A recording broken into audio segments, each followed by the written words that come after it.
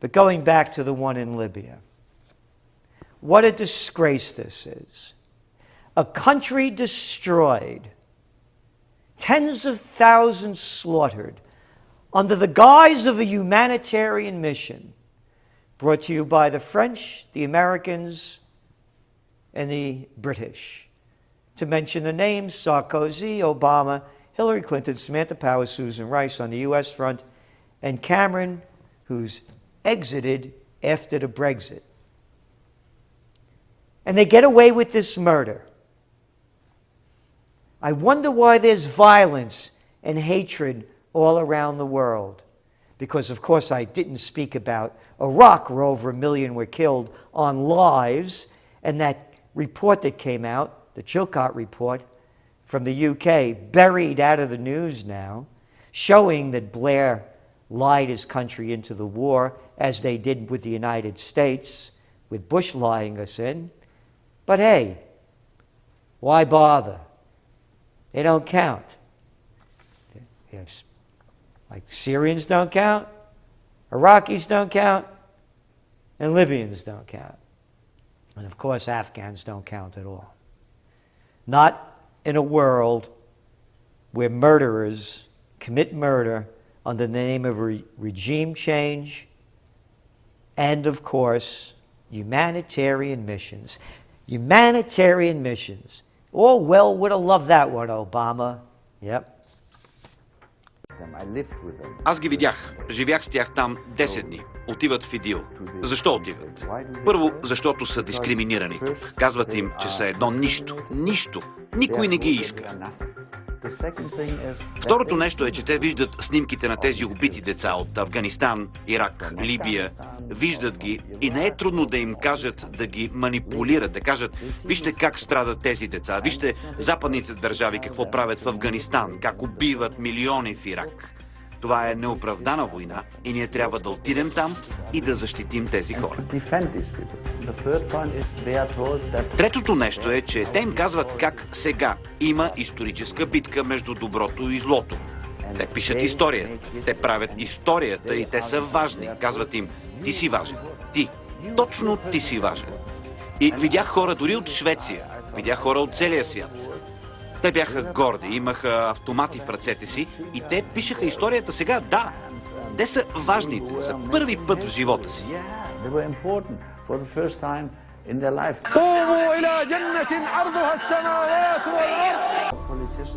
Нашите политици не са стъпвали в Дамаск повече от 4 години вече, почти 5 години. Те нямат представа какво става там.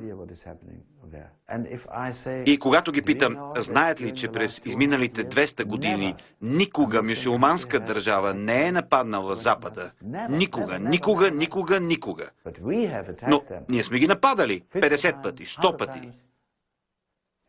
Винаги ние сме атакуващите. И тероризмът е реакция. Ние искаме да победим тероризма с война, а не осъзнаваме, че именно войната е причина за този тероризъм. А нашето интервю с Юрген Тоденхофер се случва само няколко дни след като той се е срещнал с лидера на бунтовниците от Ислямския фронт в Сирия. Обединени от организации, които се борят срещу режима на Асад, но не са и част от ИДИЛ. За този човек саудиците казват, че той е от умерената организация. Но той не е умерен. Той каза, че е ужасно това, което ИДИЛ прави в Париж, а 2 минути по-късно ми каза: знаеш ли какво бих искал да направя? Бих искал да заколя малко шиити, да заколя малко от тях.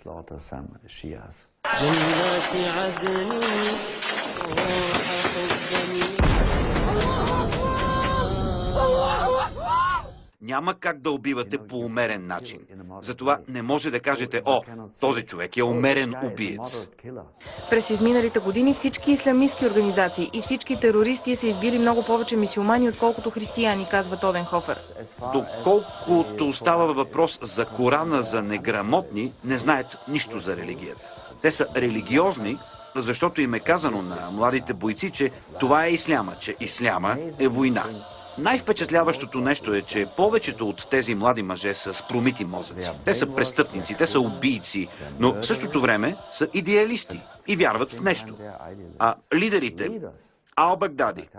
Те не вярват в нищо. Те са просто убийци. Те искат да провокират западните държави да изпратят сухопътни войски, защото биха искали да се бият с сухопътни войски. Те обожават това. Това е тяхното най-голямо и велико желание да се бият срещу американски сухопътни части. Казват, че това е финалната битка между доброто и злото. И те са доброто. А злото, лошите, са представени от Рим. Рим в лицето на Съединените щати.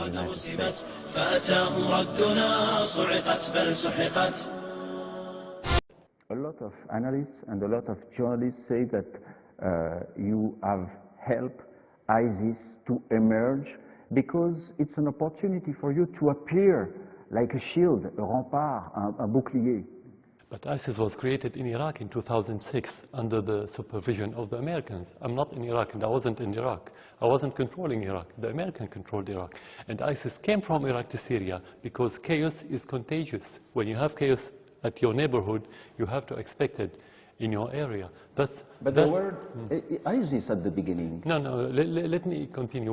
Whenever you have chaos in certain country, this is a fertile soil for the terrorists to come. So when there's chaos in Syria, ISIS came to Syria. Before ISIS became Al-Nusra Front, which is Al-Qaeda. And before that, you had Muslim Brotherhood. They all represent the same grassroots and for ISIS to come later. France is supporting a coalition, national Syrian coalition. Are they terrorists? The people who are supported now, who have Western armaments, they became ISIS. They were supported by your state and by other Western states, by armament, and that was announced by your defense minister. Yeah, he announced it at the beginning of this year. He said, we sent armament.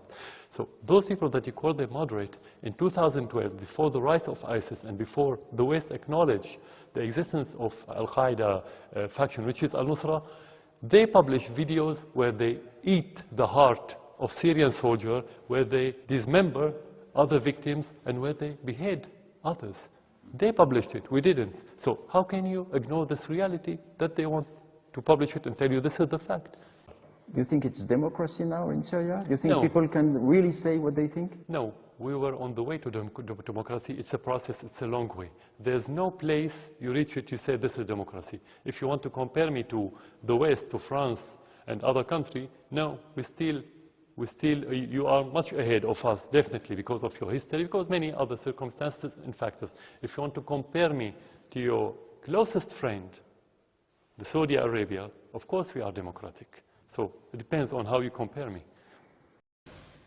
كيف ينظر الرئيس عمر البشير إلى What's your assessment of the growing role of terrorist organizations such as ISIL, Al-Qaeda and Boko Haram in the Arab region? الإسلامية والقاعدة وبوكو حرام في المنطقة العربية. تنظيم داعش ظهر فجأة وظهر بإمكانيات. ISIL suddenly came out of nowhere with a strength and a force usually only states can acquire.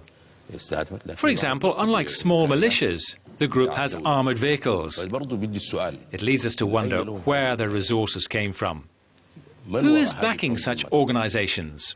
نعم نقول هم الأعمال يقوموا أعمال وحشية جدا أعمال مسيئة للإسلام. We emphasize that their acts are very brutal, which is totally offensive to Islam. في الحملة الآن They distort the image of Islam and play a significant role in the current campaign, which aims to distort the image of the religion in the world. Acts carried out by ISIL, such as the execution of journalists and prisoners and the burning to death of the Jordanian pilot, are not linked to Islam. I must also add the cartoons of the Prophet Muhammad to this list. نقول أنه أيضا السياسة الأمريكية في المنطقة. We can say that US policies in the region and America's support of Israel are some of the main reasons why people join these organizations. These organizations are undoubtedly supported by international bodies which are totally offensive to Islam. We see that the killings and attacks are happening in Muslim areas, and we wonder if these groups aim to destroy the Muslim world. Do they want to divide Muslim countries? Are they aiming to stir up violent internal conflicts within them? التنظيمات دي الهدف بتاعها هي تدمير العالم الإسلامي، تدمير الدول الإسلامية. Looking at the other side of things, there are some young people who join these organizations because they have genuine affiliations, and they are totally convinced by the objectives of such groups. For example, the person who wears a suicide belt and believes he will go to paradise when he blows himself up. الواحد اللي هو بيلبسوه حزام ناسف انه انت يعني الفاصل بينك وبين الجنة انك تفجر نفسك. So, do you think the CIA is somehow supporting these organizations? I say that the CIA and Mossad stand behind these organizations because, aside from the US and Israel, no other entity has anything to gain from funding such groups. There is no Muslim ready to carry out such acts. Bombing and killing people is forbidden in the Islamic religion, and the Prophet Muhammad said about Mecca, demolishing the Kaaba completely is much easier upon Allah Almighty than shedding the blood of a single believing Muslim. So what about the mass killings that happen nowadays? Хочу напомнить, что Дааш, то есть те террористы, которые пришли, Ирака и Леванта, да, государство Ирака и Леванта. Они являются результатом того, что сделали американцы в Ираке.